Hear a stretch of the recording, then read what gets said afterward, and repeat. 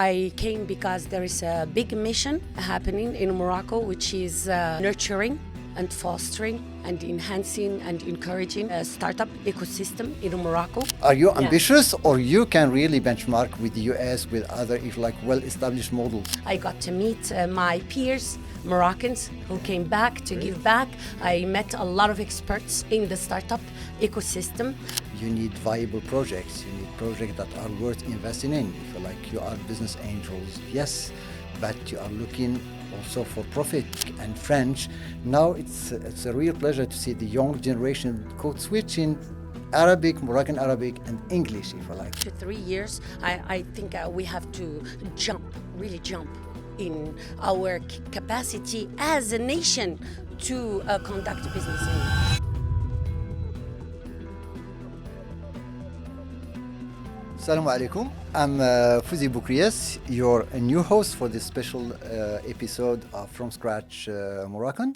Special because it's moderated in English.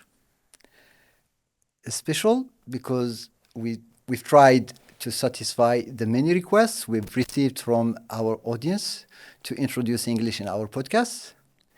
And special because of our special guest, Ms. Khadija Khartit, who was kind to take part in one of our episodes, and it was in Moroccan Darija, and it was very interesting.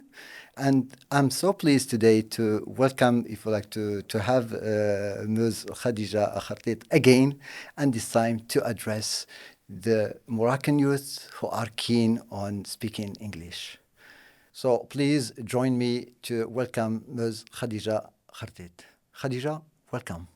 Thank you, Fouzi. It's a pleasure to see you again. Thank you very much. I was happy to see the text and message in WhatsApp and asking me to come back. And I was like, okay, let's find that 2 hours to do it. So I was excited to take it. Tomorrow I'm taking the plane, but it's good to be on stage in person here so that we have this conversation. We could do it via video conference, from Boston, but even better. Tonight, it's 9 p.m. We have been really busy the whole day, but it's worth it. It's worth the effort. It's worth the navigation, the re-navigation, and getting here. So it's, for me, it's actually, it's an emotional moment because I have never had the opportunity to have a podcast with a Moroccan as of now. I did many podcasts with Americans. I did with a Portuguese, actually, one time, but not Moroccan. On the land of Morocco in Casablanca. Well, anyway, it's a real pleasure for us to be the ones who welcomed you straight from the airport and who will see you off to the airport again tomorrow. Thank you. It's a real pleasure, and that's like a real pleasure for us. Yes, Ms. Khadija, why are you in Morocco?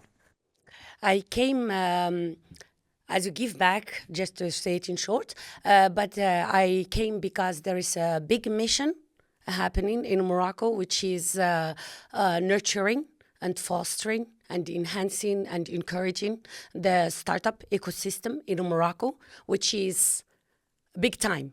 And it's time to start doing that because a lot of other regions have started, and now it's a big energy in Morocco, and I would like to accompany that. I have been doing the startup universe for almost 15 years right now, probably going to 20, through a lot of stages. But Sorry to interrupt you. I was going to ask you to introduce yourself to our audience, if like, namely the English-speaking audience. So please feel free to talk about yourself, your experience, your milestones, anything you would like to share with us. Yes, I'll start first by saying why I am here. I came here to participate in season 3 of Shark Tank Morocco in December, which will air in January 17th. We just finished recording all the the episodes, and it was a very unique and fantastic experience for me. I got to meet my peers, Moroccans, who came back to give back. I met a lot of experts in the startup ecosystem. We were a lot of angel investors as jury, because I was part of the jury members. Angel investors, a lot of experienced people, a lot of people with different missions actually. Abdelali was a humanitarian and human impact driven. Aya came from Saudi Arabia. She represented a big fund and looking for specific startups. One of them is agri-tech. And Ilan, president of M Founders, who was permanent in all season and invested a lot of millions of dirhams from M Founders. It was me, Khadija Khartit, and then I will introduce myself. But I was a jury member, and we had the privilege and the fortune to invest in quite interesting startups that have high potential. Well, it's good to hear. Well, before we get, if you like, to talk in more detail about these startups, I would just like you to tell me, if you like, about your feelings. Now you're, if you like, in the driving seat, you're assessing the promising projects, if you like, promising startups, and trying to see which one are promising for the future. But once you were in those, if you like, in the other seat, if you like, in the seat of that novice entrepreneur who was looking forward to setting up his first startup, how did you feel, if you like, at that? It's always emotional. Actually, this story of startups is very democratizing. Even being in jury, the founder can have more power than you if they have very, very good ideas. That's why we competed for some of them, because the idea and the potential is huge. Also, having been or still a founder right now, I'm just some stages ahead of the people in front of me. So I didn't graduate. I'm still in it. But I'm looking at that person who is earlier in stages. Like maybe they have just started. Maybe I have more experience than them. So I share that angle of experience. So it's very humbling. The startup startup world is very humbling. Whatever you know, you don't know enough, but also you always have to listen, because the other person could bring some insights that you don't have. So for the young, it's very unique experience. So I'm very happy for the youth who participated, the founders, but they got exposure. They got exposure to a lot of knowledge and a lot of capital also. And they got exposure to the nation. Moroccans. I hope that a lot of Moroccans will be watching this. The season 3, because there's a lot of knowledge to be shared, and there's a lot of energy and inspiration to be dispatched, and it's spark. So a lot of youth will be watching TV on Duzem, and then looking at those founders and say, next season I want to be there. Yeah, sure. And then getting ready, So what we were doing, we were narrating our stories of before, and telling them, be careful, don't assume that it's going to work. All that is it's a return of experience, always feedback as, earlier stages. Like we are advanced and they are just starting. So there's that aspect of time lag between us and them. Yeah, it's good, if you like, it's good to hear, and it's good to see those people in front of you and to be willing to help. But let's face it, you need viable projects. You need projects that are worth investing in. If you like, you are business angels, yes, but you are looking also for profit, for, if you like, yes, promoting the country, helping, lending a hand, but also investing in its the main mission is to assess and evaluate the project. And the main actually goal of the show is to enhance the quality of the startups in pipeline. Also, another big goal is that there is Shark Tank in Egypt, in France, in the US, and we are competing with that. We want also Shark Tank Morocco to present the best pipeline. We want to be the best jury. We want to be. So you think you can benchmark, Okay, so are you ambitious, or you can really benchmark with the US, with other, if like, well-established models? I want to say a very individual perspective about this. Actually, I just expressed it today. I think that Shark Tank Morocco is lucky because there is no Y Combinator here.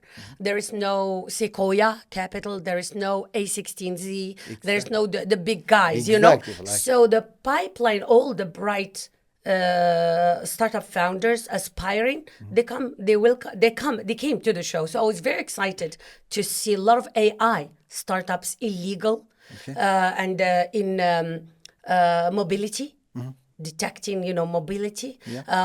agri, very excellent ideas that probably in the US would not come to Shark Tank USA. They will go to, the angel ecosystem in California.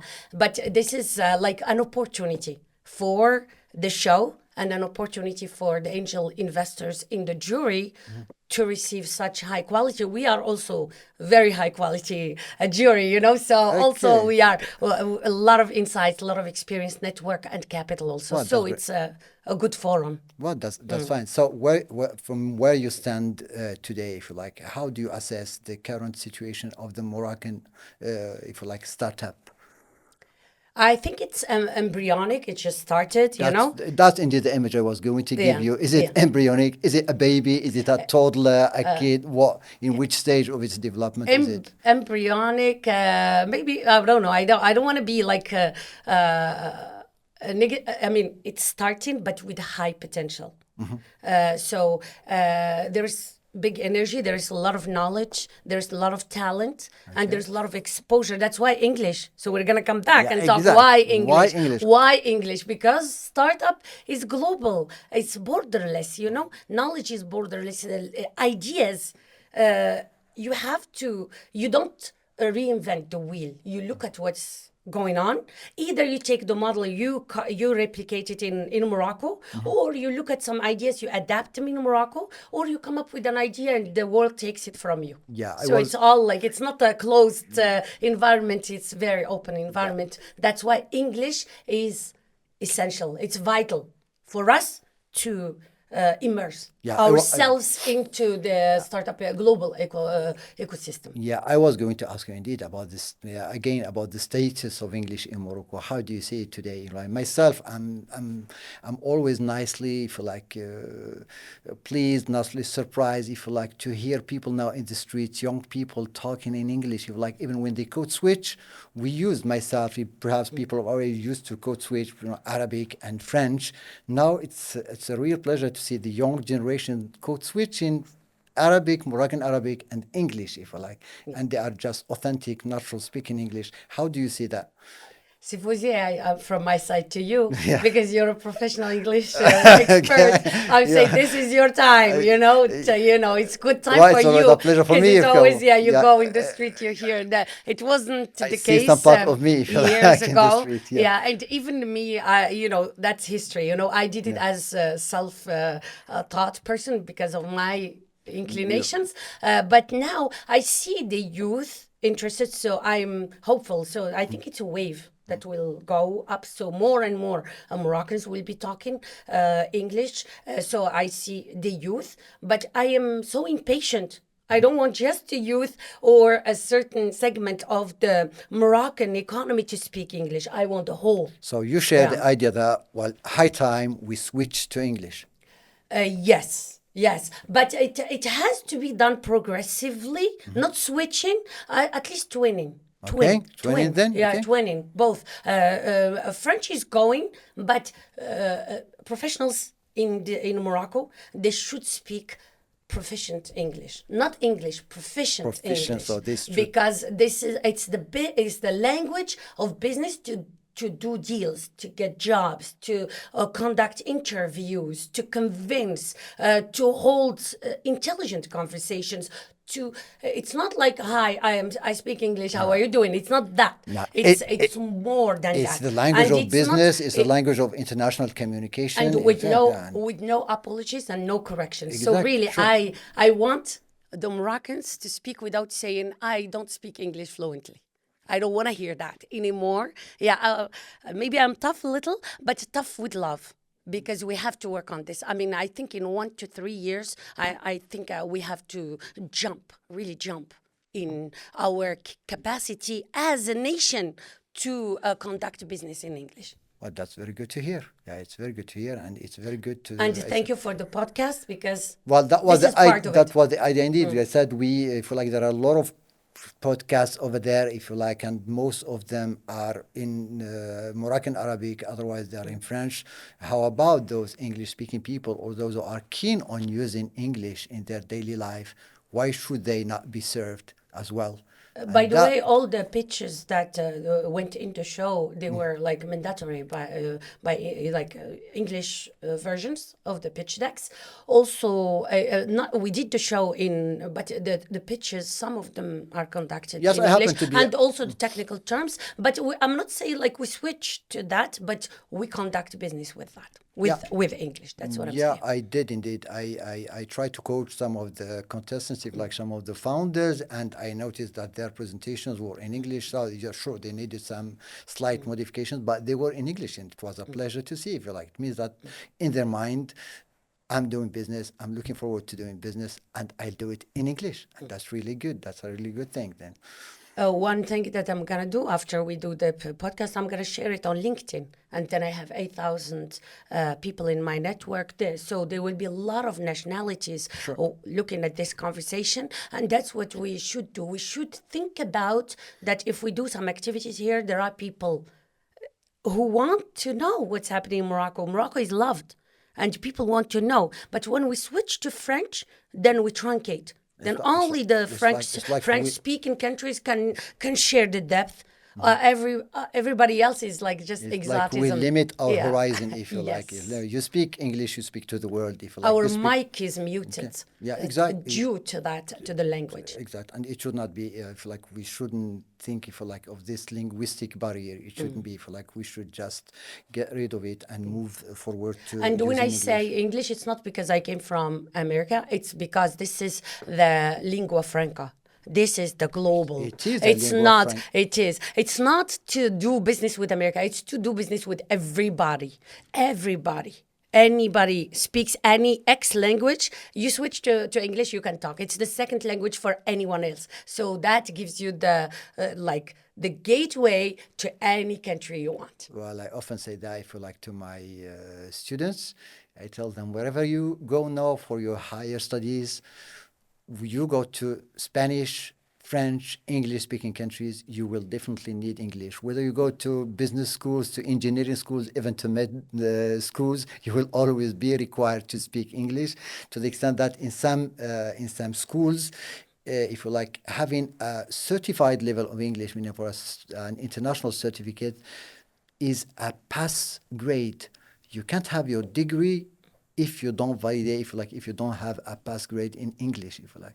And that's a really important thing. Even in France, I'm talking about France. Yeah, I know. I know. I meet French people and you say, nobody's speaking French anymore. I have to, I met them in GITEX Africa. I met them in other conferences. They say, that's it. French is like the history of the past. I want to come back to a point when you talked about the students.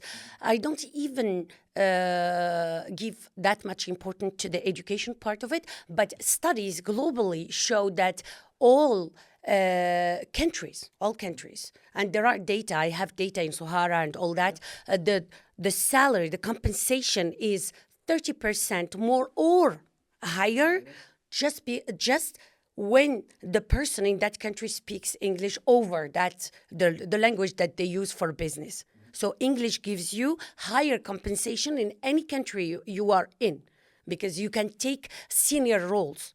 Whenever you go in your career up, when you speak English, then you accelerate a path, and then you get higher salaries. That's global.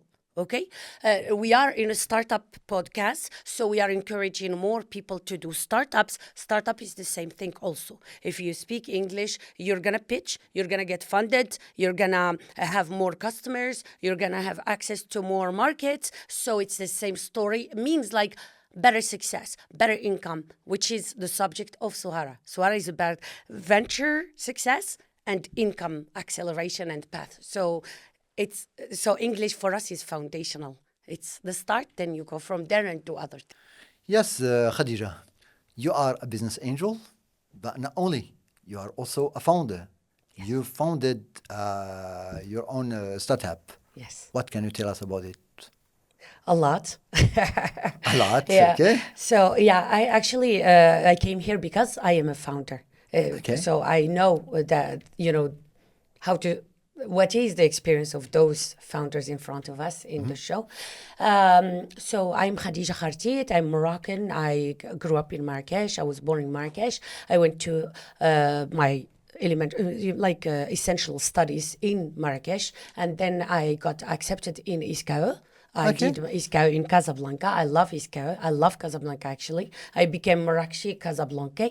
And then I was accepted as the first woman field oil manager with Shell Oil. I did that for 4 years. Okay. And then I got granted the Fulbright scholarship to go to the US and do an MBA.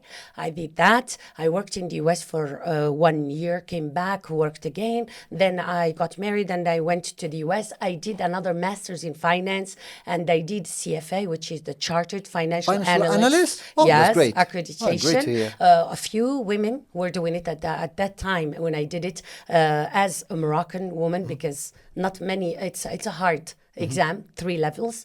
I did actually the first level in the US, and then I joined my husband in Saudi as expat. He was the expat. I was the wife of the expat, and I worked as freelancer in my house with a 10-month-year-old son. And So then that was back in... in 2010. Okay. And then I did a freelance valuation of a company, thanks to my master's in finance and the CFA. And then the person called me on the phone and say, "Who are you?" Send me a resume. Then he was impressed with my background. And then he says, "Oh, you are worth your weight in gold." So it was a good thing to hear. Good to hear. Okay, good to Lebanese hear. guy In Saudi Arabia. in Saudi in 2010. He said, "You do this. We love these profiles. We look for them, but you are a woman. Maybe we give you a job in 2 weeks. Maybe I find a job for you in 2 years." And then he found it in 2 weeks. And then I started with Abu Dhabi Investment Bank, and then I switched to Saudi Investment Bank. Finally, after 2 years, I think I accelerated so fast. I became the first woman CEO of an investment bank in Riyadh in 2012 with the nomination of shuyukh. A lot of shuyukh, they respected my profile, my intellect, my drive. And then I closed high profile deals in Saudi. One of them was around $170 million in two-person deal, me and my partner, Lebanese guy, great teamwork. $175 million. Yes, deal. in the transaction, but the company was even more. Was worth Yeah, it more, was high profile in the newspapers. Only one woman, one man with me, the CEO.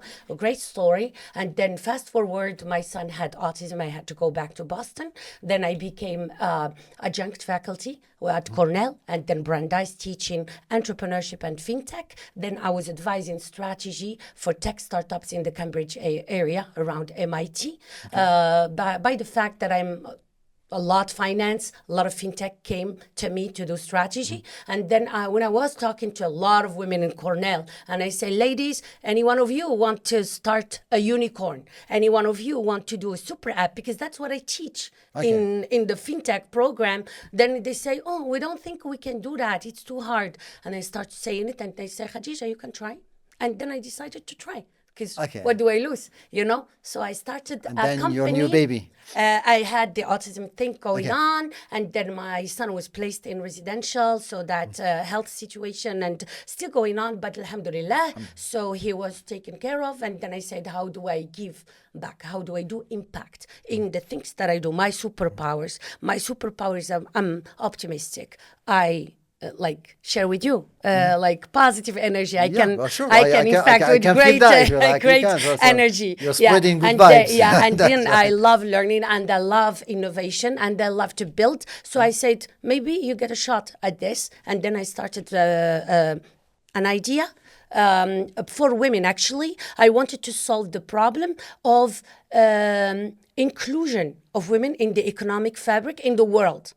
I'm Moroccan, but I want the solution to be global.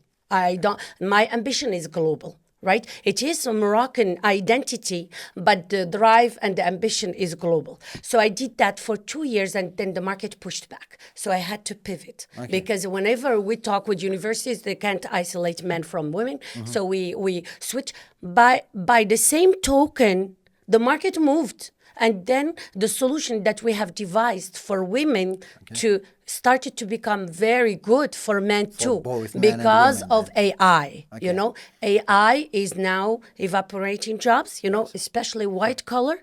Like knowledge-based work. And we have worked 2 years now on a solution that integrates upskilling. So we say upskilling. We don't say training. We don't say It's upskilling. e-learning Yeah, sure. because it's focused on work and income.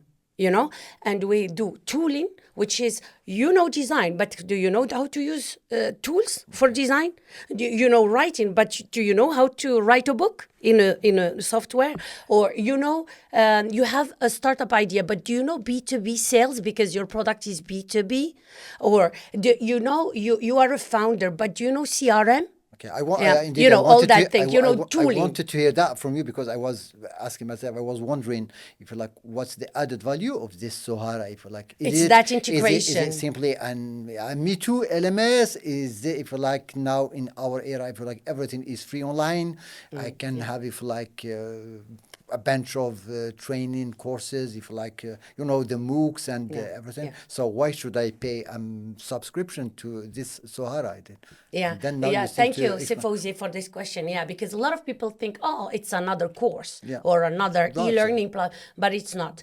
Still, you hear a lot of learning and it's all free, but a lot of people need solution to create successful careers, solution to start ventures and startups and be successful. Because the rate of failure is so high and the time wasted in starting a startup is so high in the world. So Sohaara is about accelerating the pace and increasing the chances of success. And how we do that, we do niche upskilling. So somebody needs English, we give them English. Some entrepreneurship, we give them that. Some financial literacy, we give them that. Some, like now, we launched some programs for nurses to learn English so that we can export nurses from Morocco and from other countries to Saudi and to the US because there is a high demand. Shortage. We are associated with truck drivers to the US, to 18-wheelers, English teaching. And there are so many other cases that we can, it's workforce upskilling for some needs that nobody took care of, But for entrepreneurs, we equip them with language, tooling like entrepreneurship, but entrepreneurship like by niche, like solopreneur is different than startup founder. Small business founder is different than startup founder. Entrepreneur inside big organizations is not a startup founder. That's why Sohaara is, yes, the facade is like, yes, you come and we have a lot of free resources. So I'm inviting widely Moroccans to use it because it has a lot of resources. Some free resources, investor list, template list, conference list. And why? Because we want to immerse them. We said you can't be isolated in startups or in future of work. Because if you do, then you can't compete. And you're going to be old. Like everything moves so fast, you have to be updated every time. But for us, it's a project. Like the user comes and say, I want to be that. And then we find a way to help them. Like for me, if I want to do a call here in this podcast to the type of partnership that I want to have in Morocco, I want to partner with universities, private and public. Like private institutions, institutes, medical colleges, nurse colleges, hotel vocation, hospitality. So these institutions, I would like to partner with them, power them with Sohaara because we have American teachers that come online and they will meet with them many times a week and they will hear from the source, native speaking English and also the field, the expertise. It's good to clarify because I was going to ask you that. What kind of partnerships are you looking for here in Morocco? Yes, you came with you are seeking for partnerships, but with whom? What kind of partnership? On what basis? On what grounds? If you like. So now you are looking for, if you said. Yeah, thank you, Sifuzi. Yeah, I just said like Yeah. educational institutions, many fields. Like I said, medical English, hotel, IT, accounting, English for accounting, and proficient. I told you, professional English is key. It's for all of them Okay. because you Yeah. have to So no speak wonder. Yeah. So professional no communication. wonder. Besides that, we are now uploading programs in fintech. So I would love to partner with banks. Okay. And because banks now they are becoming online banks and they are embedding a lot of fintech solutions, and I have done fintech for 15 years right now. Okay. I So have it's your taught it in field, if you like. Chicago, It's your Cornell. field. Yeah, Yeah. it's my field, so we can give them high quality programs with Americans to teach them expert in for that phase. So Well, it's not a self-paced thing. sorry, you It's seem like to you've insisted on with Americans, meaning aren't there people elsewhere who can teach as well as Americans? I want to, I'm packaging in English. That's why. Yeah. So we are teaching them fintech, but also English. That's why American. But when I say American, there could be the other nationalities in America. But for English, for sure, it's native speakers because we want to teach them without accent, without mistakes, without. That's why it's native speakers in the US. For the other fields like fintech or entrepreneurship, it could be other nationalities, but for sure they're not the accent. It doesn't bother me. It's just the proficiency and style and knowledge. The quality of expertise is very relative, but we vet very seriously our experts so that our programs are like in the highest standards possible, and it's twinning between self-paced and live and reported, tracked, everything. So it's like a university. And why are you looking for these partnerships now? Why now? Now, because Morocco is like now opening up to the world, and they want the new things that are trending. And I have done that, and I'm Moroccan, and I'm there. So why not deliver to here? I am talking to Central Asia right now. I am talking to Saudi and Okay. to the Middle East, Middle and East. also Indonesia, Philippines for these Southeast things that Asia. are yeah, Southeast Asia. So rather, I want Morocco to benefit from this wave of forward looking way of Okay. looking at the economy, because AI is transforming work and transforming economies. And if we don't do anything, we're going to be really behind. We'll lag behind. Yeah, We'll we certainly will be lag even behind. more, because now it's AI is equalizing. It's like a reset button almost and the industries will be work.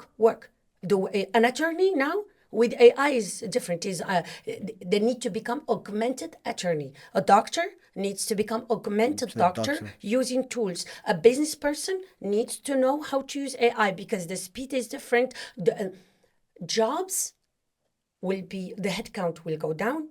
Only people who can work with the machines will be competitive to stay in their jobs or get jobs. Well, yes, these are, if you like, yes, hard skills you are talking about. If you like, yes, you are talking about, let's say, AI, but still, it's a tool, if you like. Should we worry, if you like, that AI will perhaps someday substitute for the human?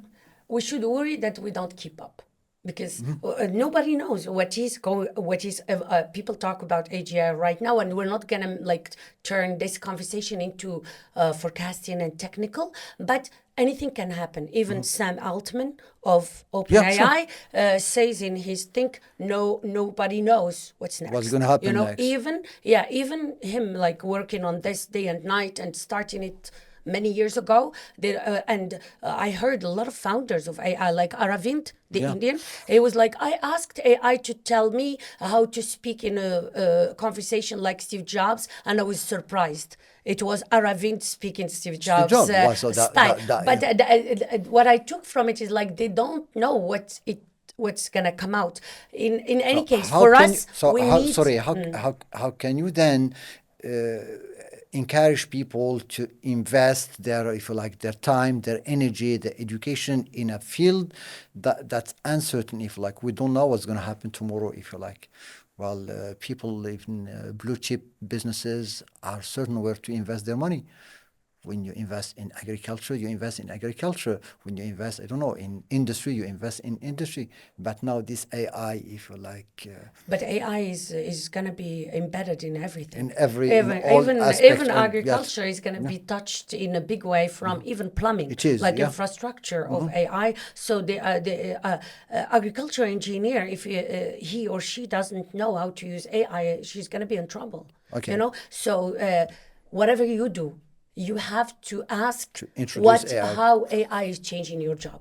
Really, and I have to say it again. Whatever you do, you have to start asking every day how AI is changing your job so that you can control the AI or be the boss of the AI. Really, anything you do, except like manual things, that, but anything with intellect, you have to ask yourself how will the AI in many ways will change my job, and how can I stay the boss, guiding that machine to and So tell what should I tell do it what to do. what should I do to keep the hand So it's over this really tool, if problem you like, yeah? solving, abstract expertise, deep expertise. That's what will matter in the future, because anything repetitive and standardized, it's going to be done by AI. Our added value as humans will be this: judgment, communication, empathy, anything that the AI cannot have. The human- Creative, well, creative, yeah, teamwork, like a lot of things that are really deeply human, So you have to stay alert and but now we're stay not, nice. yeah, so true. Well, yes, it's I don't know, it's it's a bit it's a bit strange, if you like, when we start talking about AI. Now we are raising, if you like, worries about the future of our future. But yes, AI is becoming generative. It even starts having even feelings, if you like, and that's what, if you like, now people in AI are saying. Perhaps at a time robots can have feelings, and then perhaps we'll go we'll be redundant to robots, not only in our technical life or daily life, but also in our own feelings, if you like. The human side might disappear. It's I don't know, it's apocalyptic. No, You're I taking don't me want to a I, dark place. no, that's what I said. I But don't want to take I that will away, tell if you you, like. yeah. I don't want to take that away. I'm positive, if you like. I always trust in the human, if you like. Yeah. Yes. Yeah. I mean, we shouldn't be pessimistic. First, we should feel in control, and we should activate our creativity and imagination. All of us. For Morocco, I think we are lucky, because I think in the US the situation is even more dire, because the pace is high, and the firing is more. For us, our economy is still green. Yeah, Green, sure. not as ecology, like green fields, a lot sure, of sure. things to be done. Yeah. So there is still opportunity, and AI can accelerate our pace to create exponential growth in our GDP. And that's why I am here, because I think startups will help us get there in the coming 20 years. I think if we are serious about this economy and we work hard, I think it's going to be a great period for Morocco in the coming 20 years. I think my optimism is higher for Morocco than the US, because the US now, with all, I think the threat is higher there. So of the founders, this is just coming to me, of the founders that you, if you like, that you had today, did you have any, or are there any of them who have proposed AI startups? Yes. One for legal tech, a Okay. Moroccan startup called Qanoon.ai. Okay. Quite good product. Another one called Siki, invented by a Moroccan, but a French corporation took it. Not took it, I mean, they collaborated with him. It's a And now collaboration. he's expanding in Morocco, so he has to do something with, but it's called Siki, SEIKI. And there is another one, PCS Agri. It's of the phone. You just walk with the phone, and then you can look at the fruits, and it counts how many are red, how many for cherry tomatoes, how many are green. It's really Impressive. fantastic. Yeah. And also the seed. It looks at how many grew and how many died. So they look at that productivity level out of seed. So agri. And already he's selling in Holland, in Italy, in France. really great product. Great then. Yeah, competitive, yes. But it's AI. In the back, it's not ChatGPT. Yeah, It's that's the AI why it's AI. Okay, applied we're talking to about AI productivity. So solutions, that's if you the like. good side of AI. Okay, so that agri-tech then. Well, Yeah. that's good to hear then. Yes. So far, we've been talking about entrepreneurship, entrepreneurs to be or would be entrepreneurs, but there are not only entrepreneurs out there in the workplace. There are salaried people. How about them? Is Yeah. there any way to care about them as well? Yeah, thank you, Fouzi. That's a great question. Of course, the largest proportion of the economy is the employed, not the employers, because the founders create jobs and then employed people get the jobs. One thing that's like good news for you is that there is something, a concept that's rising. It's intrapreneurship. Intrapreneurship. Yes, Okay. means like it's an employed person inside an organization. They receive their salary, they have the security of job, and it's not job actually, I'm going to say security of income. Because, then they can apply the principles of entrepreneurship inside their job. Means like they problem solve all the time, they innovate and think about creative solutions inside their job to make it more interesting. So here, sorry, just to make it clear for me, are you talking about the mindset of entrepreneurship while being a salaried? Or I would ask, what's in it for me? Yes, I'll be creative. I'll be problem solving oriented.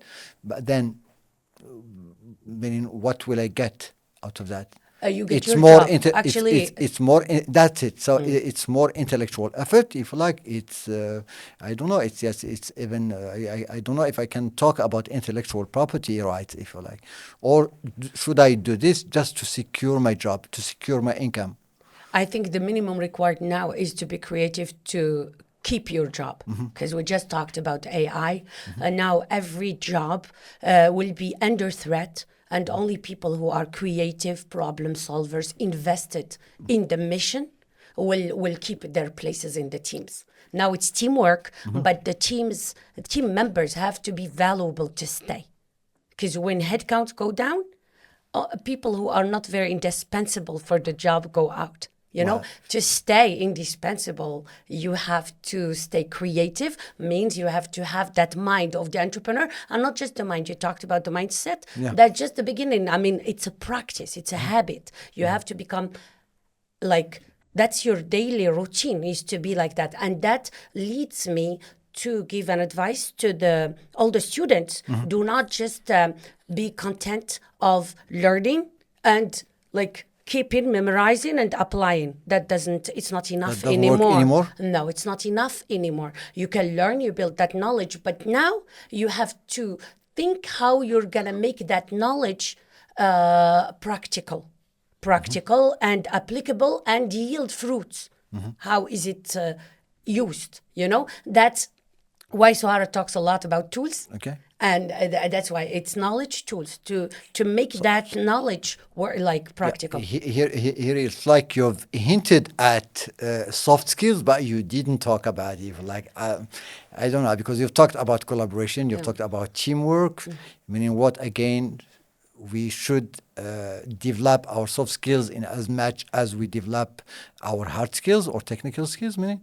I think about soft skills and hard skills like this. It's like bricks and the cement. Okay. Cement is the soft skills. The bricks are the hard skills. skills. For every one of us needs both. Okay. You need to be great at what you do, and then you have to be great with people and communication and problem solving. That's soft skills, so that you can work with people to execute your ideas. Nobody will work alone. Nobody will succeed alone. So you have absolutely to have good soft skills added to your areas of expertise, area of expertise, and if you also like. that leads me also to intersections. A lot of full stack. You have to know this, but you have to know that. You know, it's not one way. It's not really no way. It's matrix now.